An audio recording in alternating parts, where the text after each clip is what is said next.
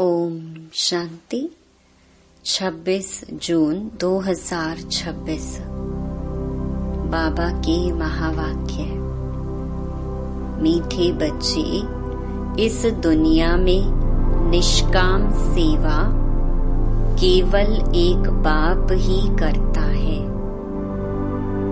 बाकी तुम जो भी कर्म करते हो उसका फल अवश्य मिलता है। प्रश्न: ड्रामा अनुसार कौन सी बात 100% सर्टेन है जिसकी तुम बच्चों को खुशी है? उत्तर: ड्रामा अनुसार सर्टेन है कि नई राजधानी स्थापन होनी ही है। तुम बच्चों को खुशी है कि श्रीमत पर हम अपने लिए अपनी राजधानी स्थापन कर रहे हैं। इस पुरानी दुनिया का विनाश तो होना ही है। तुम बच्चे जितना पुरुषार्थ करेंगे उतना ऊंच पद प्राप्त होगा। गीत: तुम्हें पाके हमने जहां पा लिया है। ओम शांति। जो बच्चे कहते हैं बाबा भी वही कहते हैं। बच्चे कहते हैं बाबा तुम्हें पाके हम स्वर्ग के मालिक बनते हैं। बाप भी कहते हैं बच्चे मन मना भव। बात एक ही हो गई। मनुष्य सब पूछेंगे कि ब्रह्मा कुमार कुमारियों को इस सत्संग में जाकर क्या मिलता है? तो ब्रह्मा कुमार कुमारियां कहते हैं हम बाप दादा से विश्व के मालिक बनते हैं। विश्व का मालिक और कोई बन न सके। विश्व के मालिक यह लक्ष्मी नारायण ही है। शिव बाबा तो विश्व का मालिक हो नहीं सकता। तुम बच्चे विश्व के मालिक बनते हो। तुम्हारा बाप विश्व का मालिक नहीं बनता। ऐसी निष्काम सेवा करने वाला और कोई होता नहीं। हर एक को अपनी सेवा का फल जरूर मिलता है। भक्ति मार्ग में व किसी भी प्रकार से जो कोई कुछ भी करते हैं, सोशल वर्कर को भी सेवा का फल जरूर मिलता है। गवर्नमेंट से पगार मिलता है। बाप कहते हैं मैं ही एक निष्काम सेवा करता हूँ जो बच्चों को विश्व का मालिक बनाता हूँ और मैं नहीं बनता हूँ। बच्चों को सुखी करके सुख धाम का मालिक बनाए, 21 जन्मों का सुख दे, मैं अपने निर्वाण धाम में व वानप्रस्थ अवस्था में बैठ जाता हूँ। वानप्रस्थ तो मूल वतन को ही कहेंगे। मनुष्य वानप्रस्थ लेते हैं, बच्चों को सब कुछ दे जाए, सत्संग आदि करते हैं, गुरु करते हैं कि यह मुक्ति का रास्ता बताएं। अब तुम बच्चे जान गए हो कि मुक्ति जीवन मुक्ति का रास्ता कोई मनुष्य मात्र कभी किसको बता नहीं सकते। वे किसी को भी सद्गति दे नहीं सकते, अपने को भी नहीं दे सकते। अपने को दें तो फिर दूसरों को भी दे सके। बाप आते ही हैं परम धाम से। वह वहाँ का रहने वाला है तुम बच्चे भी वहाँ के रहने वाले हो। तुमको पाठ बजाना है इस कर्म क्षेत्र पर। बाबा को भी एक बार यहाँ आना है तुम बच्चों के लिए। जबकि स्वर्ग की स्थापना हो रही है तो जरूर नरक का विनाश होना ही है। अभी तुम जान गए हो, शिव बाबा ब्रह्मा द्वारा आदि सनातन देवी देवता धर्म की स्थापना कर रही है। तुम जानते हो हम मनुष्य से देवता बन रहे हैं फिर से। तुम बच्चों की बुद्धि में है कि हर 5000 वर्ष बाद हम आकर फिर से ब्रह्मा द्वारा शिव बाबा के बच्चे बनते हैं वर्षा पाने के लिए। पतित पावन उनको कहा जाता है। नॉलेजफुल ज्ञान का सागर भी है। योग अर्थात याद सिखाते हैं, परंतु निराकार कैसे समझाए, इसीलिए कहते हैं ब्रह्मा द्वारा मनुष्य से देवता बनाता हूँ। अर्थात देवी देवता धर्म की स्थापना कराता हूँ। अब वह धर्म है नहीं, फिर बनाना पड़े। अब फिर से आदि सनातन देवी देवता धर्म स्थापन कर बाकी सबको मुक्ति धाम में ले जाता हूँ।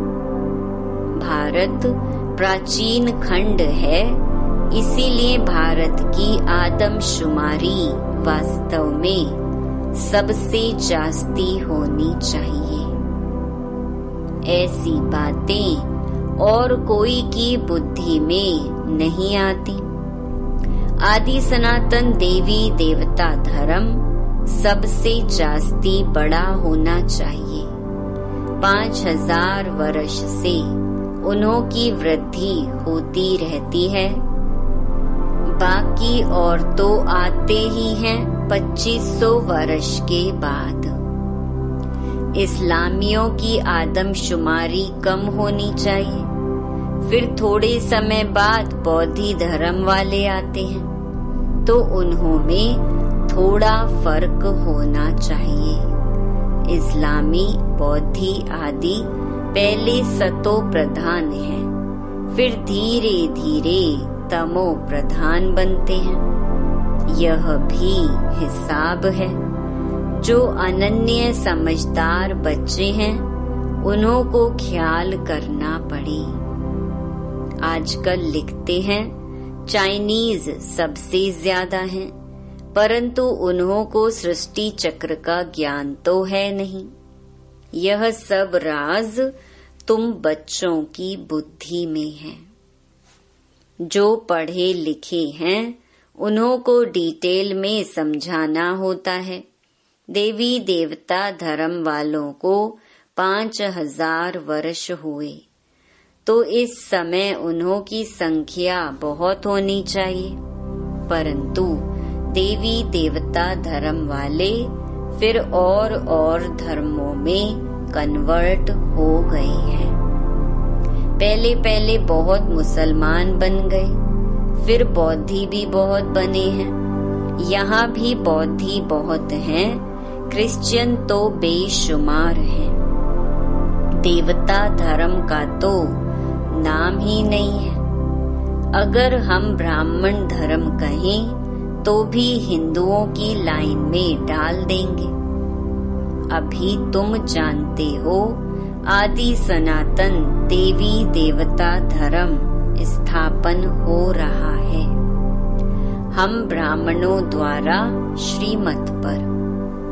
यह भी समझ होनी चाहिए, धर्म गाए तो जाते हैं ना। यहाँ के मनुष्य अपने को हिंदू की लाइन में ले आते हैं। कहेंगे हिंदू आर्य धर्म है, सबसे पुराना है। भारतवासी पहले पहले आर्य थे, बहुत धनवान थे। अब अनआर्य बन गए हैं। कोई अक्ल नहीं, जिसको जो आता वह धर्म का नाम रख देते हैं। झाड़ के पिछाड़ी छोटे छोटे पत्ते टाल टालियां निकलते हैं। नए का थोड़ा मान होता है। अभी तुम बच्चे जानते हो कि हम बाबा से स्वर्ग का वर्षा ले रहे हैं, तो ऐसे वर्षा देने वाले बाप को कितना याद करना चाहिए। तुम जितना जास्ती याद करेंगे, एक तो वर्षा मिलेगा और तुम पावन बनेंगे। लौकिक बाप से तो धन का वर्षा मिलता है, साथ साथ फिर पतित बनने का भी वर्षा मिलता है। वह लौकिक बाप, वह पारलौकिक बाप, और यह है बीच में अलौकिक बाप। इनको बीच में दोनों तरफ से जोड़ दिया जाता है। शिव बाबा को तो कोई तकलीफ नहीं होती है, इनको कितनी गाली खानी पड़ती है। वास्तव में श्री कृष्ण को गाली नहीं मिलती है, बीच में फंसा है यह। कहते हैं ना, रास्ते चलते ब्राह्मण फंसा, गाली खाने के लिए यह फंसा है। अलौकिक बाप को ही सहन करना पड़ता है। यह किसको पता ही नहीं कि शिव बाबा इनमें प्रवेश कर आए पतितों को पावन बनाते हैं।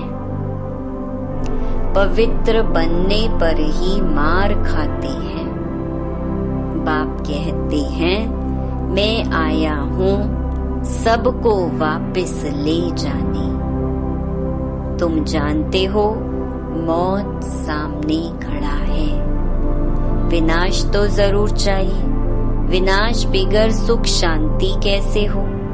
जब कोई लड़ाई आदि लगती है तो मनुष्य यज्ञ आदि रचते हैं, लड़ाई बंद हो जाए। तुम ब्राह्मण कुलभूषण जानते हो, विनाश तो जरूर होगा, नहीं तो स्वर्ग के गेट कैसे खुलेंगे। सब स्वर्ग में तो नहीं आएंगे। जो पुरुषार्थ करेंगे वही चलेंगे, बाकी जाएंगे मुक्ति धाम। यह किसको भी पता न होने के कारण कितना डरते हैं, शांति के लिए कितना धक्का खाते हैं, कॉन्फ्रेंस करते रहते हैं। सिर्फ तुम ब्राह्मण ही जानते हो सुख धाम, शांति धाम की कैसे स्थापना हो रही है। विनाश के सिवाय स्थापना हो न सके। तुम अभी त्रिकालदर्शी बने हो, तीसरा नेत्र ज्ञान का मिला है। वह तो कहते रहते हैं पीस कैसे हो, अर्थात कोई भी लड़े नहीं। सभी कहते हैं वननेस हो। एक ही बाप की मत लें कि हम सब एक बाप के बच्चे भाई भाई हैं, तो वननेस हो जाएगी।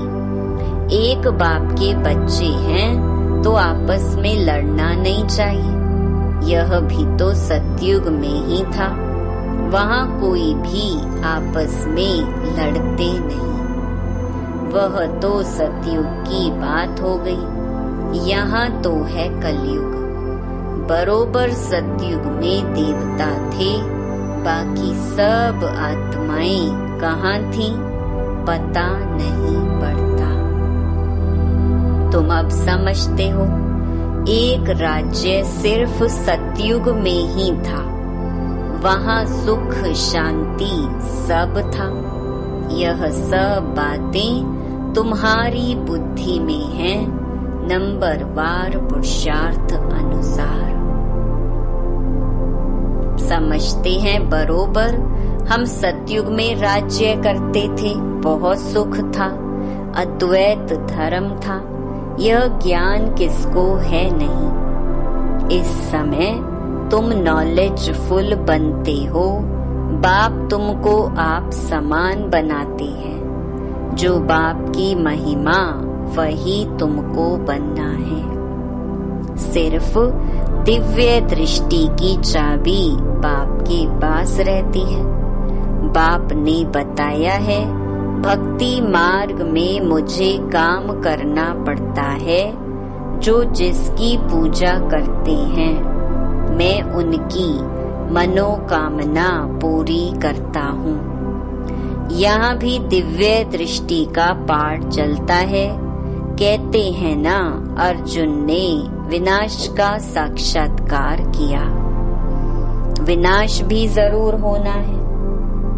विष्णुपुरी भी जरूर स्थापन होनी है। बाप ने जैसे कल्प पहले समझाया था, वैसे ही बैठ समझाते हैं। बाबा हमको मनुष्य से देवता बनाते हैं। जब देवता बनते हैं तो आसुरी सृष्टि का विनाश जरूर होगा। चारों तरफ हाहाकार मचना है।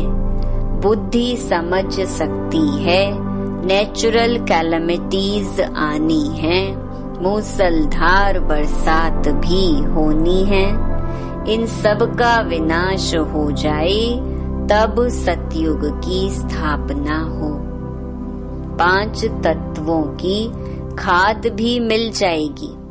इस धरती को खाद देखो कितनी मिलती है।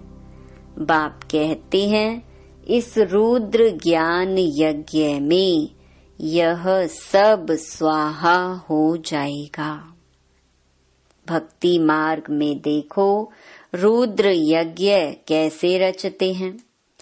शिव बाबा का लिंग और छोटे छोटे सालीग्राम बहुत बनाकर पूजा करके फिर मिटा देते हैं। फिर रोज बनाते हैं, पूजा करके फिर तोड़ देते हैं। शिव बाबा के साथ जिन्होंने भी सर्विस की, उन्हों का भी यह हाल करते हैं। रावण की देखो, हर वर्ष एफिजी बनाए उनको जलाते हैं। दुश्मन की तो 1-2 बार एफिजी बनाए जलाते हैं। ऐसे नहीं कि वर्ष वर्ष जलाने का नियम रखते हैं। एक बार ही गुस्सा निकाल देंगे। रावण को तो हर वर्ष जलाते हैं। इनका अर्थ कोई समझते थोड़े ही हैं। फिर कहते हैं रावण ने सीता को चुराया। कुछ अर्थ नहीं समझते। फॉरेनर्स क्या समझेंगे? कुछ भी नहीं। दिन प्रतिदिन रावण को बड़ा बनाते जाते हैं, क्योंकि रावण बहुत दुख देने वाला है। अभी तुम इस पर जीत पाते हो, सतयुग में होगा ही नहीं। यह जो कर्म की भोगना बीमारी आदि होती है, यह है रावण के कारण। रावण की प्रविष्टा होने के कारण मनुष्य जो भी कर्म करते हैं वह विकर्म हो जाते हैं। सुख दुख का खेल बना हुआ है। इस हिस्ट्री ज्योग्राफी का किसको भी पता नहीं है। लक्ष्मी नारायण को यह राज्य कैसे मिला, किसको पता नहीं। तुम छोटे छोटे बच्चे समझाते हो यह लक्ष्मी नारायण सतयुग में राज्य करते थे। संगम पर यह राजयोग सीख यह पद पाया है। बिरला को भी छोटी छोटी बच्चियां जाकर समझाएं कि इन्होंने यह राज्य कैसे पाया। अभी तो कलयुग है, इनको सतयुग नहीं कहा जाता। राजाई तो अभी है नहीं। राजाओं का ताज ही उड़ा दिया है। धर्म शास्त्र सिर्फ 4 है। गीता धर्म शास्त्र है जिससे 3 धर्म अभी स्थापन होते हैं, ना कि सतयुग में। ऐसे नहीं कि लक्ष्मी नारायण ने व राम ने कोई धर्म स्थापन किया।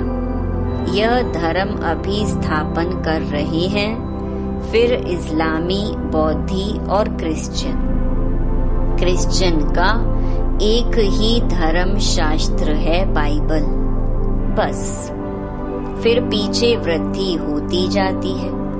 आदि सनातन है ही देवी देवता धर्म। अब फिर से देवी देवता धर्म की स्थापना करते हैं। तुम ड्रामा के राज को अच्छी रीति समझ गए हो, खुशी भी रहती है, जबकि तुम बच्चों को 100% सर्टेन है कि हम फिर से अपना राज्य भाग्य स्थापन कर रहे हैं। इसमें लड़ाई आदि की कोई बात ही नहीं। राजधानी स्थापन हो रही है, यह सर्टेन है, एज सर्टेन एज डेथ। तुम जानते हो हम फिर से राज्य भाग्य लेते हैं, कल्प कल्प बाप से वर्षा लेते हैं। जितना पुरुषार्थ करेंगे उतना ऊंच पद पाएंगे। अच्छा, मीठे मीठे सिकी लधे बच्चों प्रति मात पिता बाप दादा का याद प्यार और गुड मॉर्निंग। रूहानी बाप की रूहानी बच्चों को नमस्ते। धारणा के लिए मुख्य सार। पहला, जो बाप की महिमा है उस महिमा को स्वयं में लाना है। बाप समान महिमा योग्य बनना है। पारलौकिक बाप से पवित्रता का वर्षा लेना है। पवित्र बनने से ही स्वर्ग का वर्षा मिलेगा। दूसरा, श्रीमत पर अपने ही तन मन धन से एक आदि सनातन देवी देवता धर्म की स्थापना करनी है। वरदान, पुराने संस्कार रूपी अस्थियों को संपूर्ण स्थिति के सागर में समाने वाले समान और संपूर्ण भव। बाप समान व संपूर्ण बनने के लिए सृष्टि की कयामत के पहले अपनी कमजोरियों और कमियों की कयामत करो। कोई भी उलझन का नाम निशान ना रहे, ऐसा अपने को उज्जवल बनाओ। जैसे जन्म परिवर्तन के बाद पुराने जन्म की बातें भूल जाती हैं, ऐसे पुरानी बातों को, पुराने संस्कारों को भस्म करो। अस्थियों को भी संपूर्ण स्थिति के सागर में समा दो, तब कहेंगे समान और संपूर्ण। स्लोगन, विस्तार को सार में समाने की जादूगरी सीख लो तो बाप समान बन जाएंगे। ये अव्यक्त इशारे सदा हर्षित रहने के लिए अपनी नेचर को सरल बनाओ, सहनशील